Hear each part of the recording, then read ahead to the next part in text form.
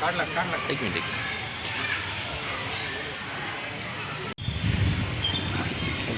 एक सेकंड चालू ठेव.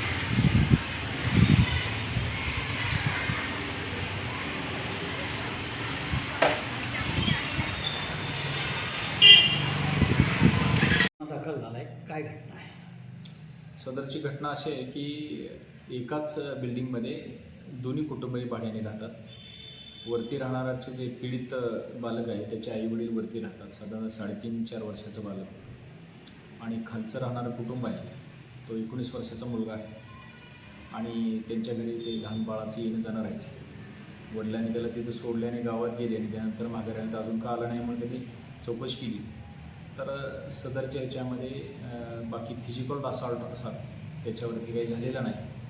पण त्या पीडित मुलाच्या पॅन्टवरती म्हणजे अंडरवेअरवरती तसा चिकट पांढरा पदार्थ असल्याचं त्यांच्या आईवडिलाच्या लक्षात आलं. त्यांनी तात्काळ पोलीस स्टेशन आलं आणि पोलीस स्टेशन आल्यानंतर आम्ही त्या छोट्या बालकाची तात्काळ वैद्यकीय तपासणी केली आणि हॉस्पिटललाच त्या पीडित मुलाच्या वडिलांची फिर्याद नोंदवण्यात आली. त्यानंतर पोलीस स्टेशनानं गुन्हा दाखल केला आणि जो आरोपी मुलगा होता त्यालाही तात्काळ आणि ताब्यात घेतलं. त्याची वैद्यकीय तपासणी केली अटकपूर्व आणि त्याला अटक करून आज विशेष न्यायालयात हजर करण्यात आलेला आहे. त्यामुळे जो काही तपास हा 3 ते 4 तासात करणं होतं तो सर्व तपास तात्काळ आम्ही कंप्लीट केला आणि पुढील तपास चालू आहे त्याचा.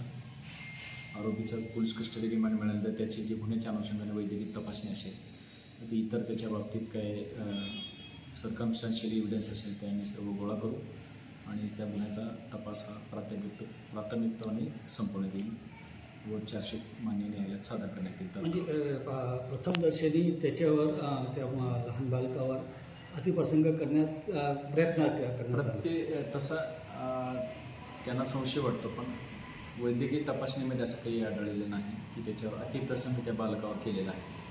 परंतु त्याच्या जे अंतर्वस्त्र असते म्हणजे त्याची जी पॅन्ट असते अंडरवेअर लहान बालक त्याच्यावरती पांढरा चिकट पदार्थ त्यांना आढळून आला. त्यामुळे आपण तो गुन्हा दाखल केलेला आहे आणि ज्याच्याकडे तो मुलगा होता त्याला आपण ताब्यात घेऊन अटक करण्यात आलेली आहे.